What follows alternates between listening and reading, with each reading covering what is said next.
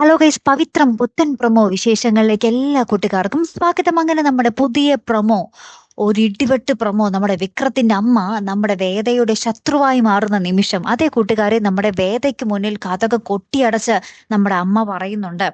എന്താ പറയുന്നത്? വിക്രത്തിന് വേണ്ടി നീ ഇപ്പൊ മൊഴി കൊടുത്തത് ഓക്കെ, പക്ഷെ കോടതിയിൽ ചെന്ന് നീ എങ്ങാനും സാക്ഷി പറയാൻ നിന്നാൽ പിന്നെ വേദ നീ ഇവിടെ നിൽക്കത്തില്ല എന്ന് ഉറപ്പിച്ചു പറയുന്നുണ്ട്.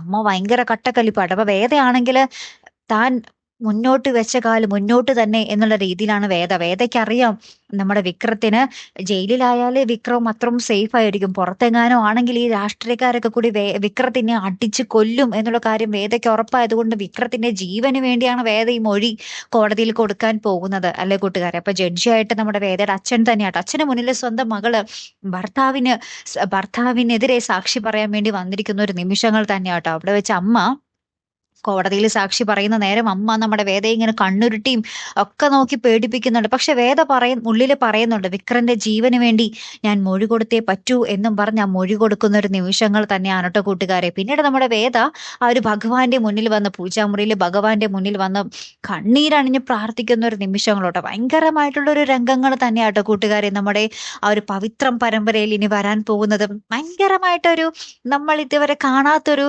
സ്റ്റോറി ലൈനാണല്ലേ നമ്മുടെ പവിത്രത്തിന്റെ. എന്തായാലും കൊള്ളാം അല്ലേ കൂട്ടുകാരെ? സാധാ നമ്മൾ കണ്ടുവരുന്ന അമ്മായിമ്മ പോരും മരുമോൾ പോരും അതിൽ നിന്നൊക്കെ ഒരു വളരെ വ്യത്യസ്തമായ ഒരു കഥയും വ്യത്യസ്തമായ ഒരു മേക്കിങ്ങും അതോടൊപ്പം തന്നെ ഒരു കിടിലൻ ആ ഒരു ട്വിസ്റ്റുകളിലേക്കാണ് നമ്മുടെ പരമ്പര മുന്നോട്ട് പോയിക്കൊണ്ടിരിക്കുന്നത്. എന്തായാലും ഇങ്ങനെ തന്നെ മുന്നോട്ട് പോട്ടെ അല്ലെ?